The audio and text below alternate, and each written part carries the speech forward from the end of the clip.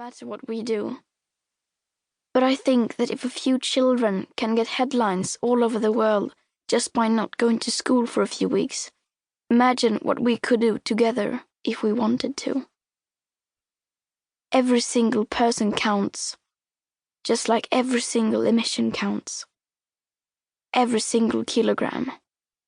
Everything counts. So please, treat the climate crisis like the acute crisis it is and give us a future. Our lives are in your hands. Almost everything is black and white. Declaration of Rebellion, Extinction Rebellion. Parliament Square, London, 31st of October, 2018. When I was about 8 years old, I first heard about something called climate change or global warming.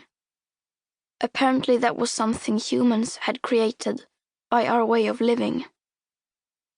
I was told to turn off the lights to save energy and to recycle paper to save resources. I remember thinking that it was very strange that humans, who are an animal species among others, could be capable of changing the Earth's climate. Because if we were, and if it was really happening, we wouldn't be talking about anything else. As soon as you turned on the TV, everything would be about that. Headlines, radio, newspapers.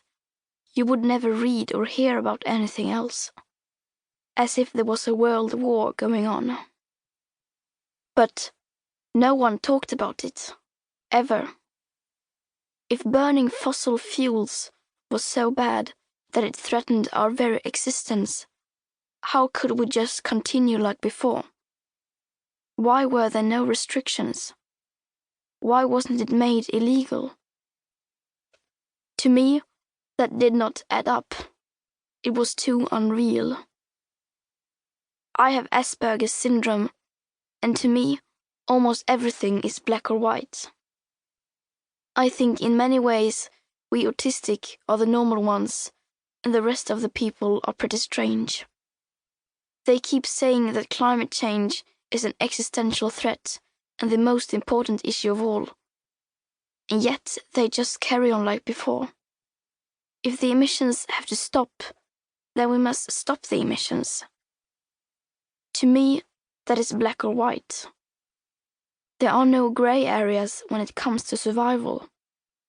Either we go on as a civilization, or we don't. We have to change.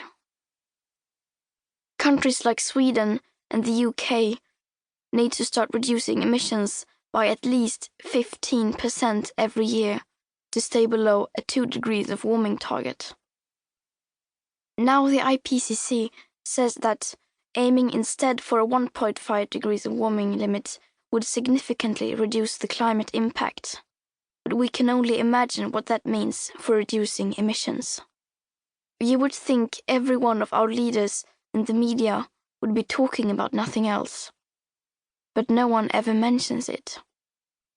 Nor does anyone ever mention anything about the greenhouse gases already locked in the system. Nor that air pollution is hiding a warming.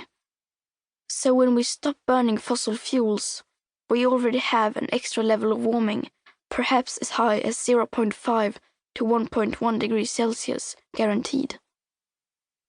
Nor does hardly anyone ever mention that we are in the midst of the 6th mass extinction, with about 200 species going extinct every single day. Furthermore, does no one ever speak about the aspect of equity or climate justice, clearly stated everywhere in the Paris Agreement and the Kyoto Protocol. It is absolutely necessary to make the Paris Agreement work on a global scale. That means that rich countries need to get down to zero emissions within 6 to 12 years at current emission speed, so that people in poorer countries can heighten their standard of living by building some of the infrastructure that we have already built, such as roads, hospitals, electricity, schools, and clean drinking water.